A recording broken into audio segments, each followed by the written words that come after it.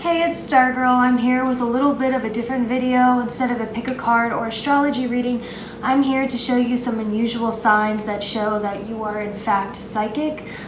These aren't signs that I see typically on the internet. There are a lot of obvious signs out there, like you see ghosts, you predict the future, like, no, you know what I mean? Like, yeah, that's what some psychics do, but all psychics are different. I also want to put that out there. But these signs are what I personally went through, so I know firsthand that they are symptoms and signs, and I know a lot of my friends who are psychic or have psychic abilities also went through this. So if you have a feeling you might be psychic and all the articles online are too general or like no SH bleep T kind of stuff, then watch this video. I'll tell you what I went through, what my friends went through, and it's a little bit different than what you've probably been reading online. So I want to start off with your childhood. When you're a kid, you just can't seem to fit in. Maybe some of you didn't want to and some of you did, but no matter how hard you tried, you just felt like you couldn't fit in with anyone else, and you were on like a whole different thought process and wavelength, and you never thought you were better. It almost made you feel insecure because you couldn't fit in even if you tried to. And then eventually when you got older, you got good at masking and fitting in because you're intelligent and you're smart and you figured it out. So that's a big sign. It's also, as a kid, you're probably really quiet. Being psychic means hearing things, seeing things, feeling things from another dimension. It's not in this 3D world. So a lot of the times you have like this spacey stare. Okay, and it's not like you're depressed, although counselors and parents might have called you depressed. It's that you are observing, because as a psychic, you are an observer. You are really soaking in what's going on around you. That's what I've noticed. Again, this is my personal experiences and some other people's personal experiences. If it's not your personal experience, it doesn't mean I'm wrong or you're wrong. It just means that everybody's different and things work differently for people. Yeah, so I was a quiet kid. Everyone thought I was depressed. I wasn't. I was just very observing. I had more fun observing people than being in the fun. And I couldn't fit in no matter how hard I tried. I would talk about weird things. A lot of it had to do with imagination, like being an alien on a different planet. We never had cable. I wasn't really allowed to watch TV because I had a strict Asian mom. So it's not like I was getting these from shows. Like, it's just how I naturally was. Another thing is, as a kid, you might hear your name being called in your ear a lot and nobody's calling your name. This happened to me every day. I literally started to think I was going crazy. Granted, I get that sounds like schizophrenia, and a lot of these symptoms could be explained with a medical diagnosis, but I'm telling you, I'm here, I'm sane, I don't suffer from any mental disorders, and as far as I know, I'm healthy. And I also want to say that when you're a kid, you are more susceptible to psychic experiences because your brain hasn't formed those boundaries yet, which I'm sure a lot of you have heard, and it's very true. So that's why I'm covering being a psychic as a kid first. You might hear things no one else hears as well, not just voices. Ooh, that's my cat. He was giving me the heebie-jeebies because we're talking about ghosts. And the phone rang. Dude, that's weird. I feel like I should answer it. Sorry about that, guys. I'm actually staying at my parent-in-law or mother and father-in-law's house while they're out of town with my husband, because I live in the city and the city's energy is too much, so we came out here for the country for a bit to get away. Like I was saying, you might hear things that most people around you don't hear. So I had a lot of older relatives who lived in a lot of older houses, and we all know older houses settle and they make weird noises, right? Well, I would be sitting there with my family and I would hear people walking in the same room as us while everyone was sitting down. I'd hear people upstairs. I'd hear other people that weren't in the room being in the room. And I used to be like, Mom, Dad, do you guys hear that? And they're like, what are you talking about? Stop trying to get attention. Like, nobody else heard it. Also, as a child, so I grew up in this townhouse with my parents when I was really young. And they never liked to spook me out because I was an easily frightened, skittish kid. So I lived in this house, and I used to always ask my parents, Mom, Dad, do you have friends over? And they would get like really freaked out. And they'd be like, no, what are you talking about? And I'd be like, oh, I thought you had a friend over. I woke up this morning to go get breakfast and I saw someone sitting in the living room. And like my parents would get spooked and they would be like, what did they look like? And I was like, oh, he was an older guy sitting in the couch wearing all brown. And my parents were just like totally freaked out by that, right? Later, I found out that before we moved in, the reason why we got the house so cheap, like in all horror movies, an older man like named Frank passed in the house, and he wore all brown all the time, brown shoes, brown pants, brown shirt. Yeah, he passed in the house and they didn't find him for a few weeks. When they were older, they shared that gem. So another thing is when you're a kid, you probably see people who aren't there, or people who have passed, and you hear things that most people can't hear because you are tuned in to another dimension. Which brings me on to when you're a weird, quiet kid and you see things and hear things and nothing's there, your parents probably took you on to therapy. And the therapist probably diagnosed you with attention deficit disorder or depression. I don't know if you guys have heard this, but attention deficit disorder is actually attuned to different dimensions. So as a kid, you might have been diagnosed with a bunch of different things and put on a bunch of different medication because people just don't understand your gift and the fact that you are tuned in to more than this 3D reality. So let's progress on to adolescence. So after a while of not fitting in and being labeled a freak, with anxiety and ADD, you start to feel like an outcast. Like, what is wrong? You start to get angry when puberty hits. You're like, what's wrong with me? Why can't I just be normal? What is happening? And you start to rebel. And because of this, because society generally doesn't understand these special gifts, you get a little resentful and you might turn to drugs, alcohol, and rebellion because drugs and alcohol, psychics are very prone to that. You're so susceptible to every sort of energy all the time. And especially as a kid, when all you want to do is fit in and you can't because you're just different, you turn to drugs and alcohol. So as an adolescent, you probably did turn to drugs and alcohol and you probably rebelled a little bit because you're sick of it. Some people get stuck in that pattern. Some really talented psychics, ooh, the fan finally turned off. Okay, so you guys can hear me better.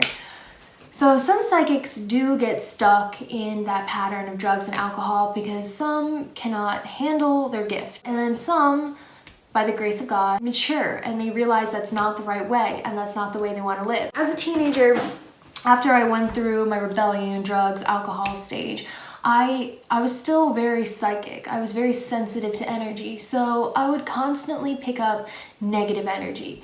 And it overwhelmed me because when you're psychic, you're also like super empathetic. So I was around other people using drugs and alcohol in these horrible places. And it got to the point like no matter how drunk or high I got, I could not block out these energies of the depression, the disorders, and I was like, this is like an attack on my being. I can no longer surround myself with this lifestyle or these people. So I got out of it. That's another thing. As a kid, if you're naturally born psychic, you might actually learn to shut off your psychic abilities in an attempt to fit in. So you might be psychic as a kid and then lose your ability because of your constant suppression of it, which is what happened to me. I wanted to add a few things as a quick tidbit. When you start to reawaken your psychic ability after suppressing it for a while and you start to develop it, you know you're psychic because you'll start to see repeating numbers and number patterns everywhere, and you'll start to hear ringing in your ears. If you're in a place with a lot of residual energy, you'll hear the ringing, and most people won't hear it. Only when you are around other psychic friends you'll be like, hey, this ringing in my ears is like going crazy, and they'll be like, oh my gosh, I thought I was going crazy, I hear it, but then no one else hears it. So that's another big sign you're reawakening your psychic abilities, which I want to talk more about in a different video because that is also a very long topic. But another sign that you're psychic is you avoid, like if you're in a place that you feel something isn't right, you avoid looking certain places in that house or place because you know you'll see something you don't want to see. That happens to me all the time. If I get a feeling, don't look there, I don't look. To this day, I have to learn not to suppress it and to control it, but I still have these suppression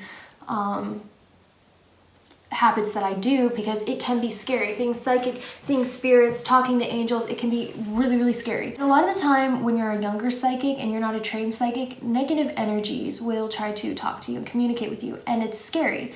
But then you realize unless you give them power, they have no power, right? Another thing is if you're a psychic as an adolescent, you probably have used the Ouija board. You're naturally drawn to those things anyway because you are connected to it. Some of you psychics are smart enough and you knew not to touch such a thing, but I dabbled in it and you had some crazy freaking experiences and you probably dabbled with it 5 times and told yourself all 5 times I'm never doing it again, and you did it again anyway. You were probably really interested in the paranormal and talking to ghosts and things of that nature, or you might have been like really interested in psychics, astrology, things like that. Another sign I've noticed is mirrors make you really uncomfortable. So seeing your reflection when the TV's off makes you super uncomfortable. Passing by a mirror makes you uncomfortable. The reason why you feel like this is because mirrors are portals, and portals to other dimensions. So if you're psychic, you inherently know that. So you probably feel uncomfortable passing by your mirror or looking at one when you're not supposed to. Another thing that I've noticed is night terrors. When you're sleeping, night terrors are a huge sign that you're psychic because spirits like to attack when you're most vulnerable or whisper to you when you're most vulnerable. So you might have night terrors or really vivid dreams, and people might tell you all the time, like if you have a boyfriend, girlfriend, significant other, they might be like, you know, you talk a lot in your sleep and you thrash around in your sleep. That is a sign of being extremely psychic because when you're sleeping, these beings are attracted to you. Another thing, insomnia. Insomnia is a huge indicator that you are probably psychic and have these paranormal abilities. The reason why is because when you can't sleep, like I said before, at night, the spirits are more awake. So these energies are bombarding you, keeping you up. So if you've always had a problem with insomnia as a child, especially in places you feel like has some paranormal activity, that is a huge sign that you are a psychic. Another more common sign you are a psychic, which you've probably already heard, is you will have dreams about the future. So I frequently have dreams and it will happen like a short time after and I'll get major deja vu and it'll freak me out and I'll have to announce it.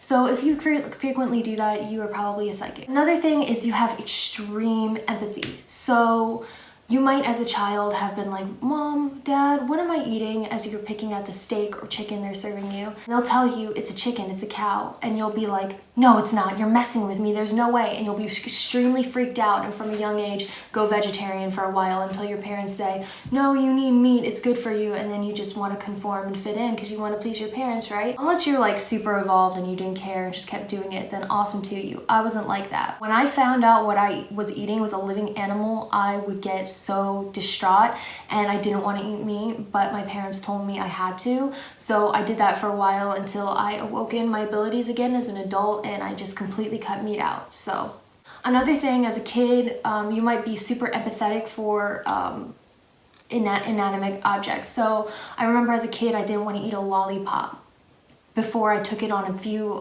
fair rides because I wanted it to have fun before I ate it. That empathy is a huge sign of being a psychic. Another thing is you find it difficult working in an environment where there's toxic people and living in a city. And the reason why is because you are so susceptible to other people's energy. So if you're in a toxic environment, you take it on and get physically ill, especially if you're not a developed psychic and you don't know how to handle it. You literally get so affected by those around you, you cannot, like, you probably quit and started new jobs over and over and over again looking for the right energy, because if you're in the negative energy space, you cannot stay there because you are too susceptible. Also, living in the city is like fun for some people, but for you, if you're a psychic, it's probably like your definition of hell, because you are bombarded with so many different energies and you feel on edge all the time. So I've noticed I cannot do my psychic readings in my apartment in the city because I literally feel too many energies and messages coming in at once that I cannot decipher and be clear on one person. So that is also why I came to the country. I came to the country to not hear sirens, and I hear siren. You know, you're psychic if you saged a place and immediately felt better. There's a lot more signs that you're a psychic, but I'm gonna end this video because it's getting a little lengthy. But the last sign I'm gonna do is when you first meet someone, you know whether they're gonna be a big impact in your life and be there for a while or not immediately as soon as you look at them. When I met my twin flame, I immediately knew we were gonna get married. but I didn't know he was my twin flame till later, which I will talk about in another video. Believe it or not, most people don't immediately know when they met their twin flame. That's all I have for today. I hope this helped you guys. I hope these were a little different than what you read online and some of you can relate to this, and maybe it'll help you develop your psychic abilities and be more aware of them. Thank you for watching my video. I will see you guys later.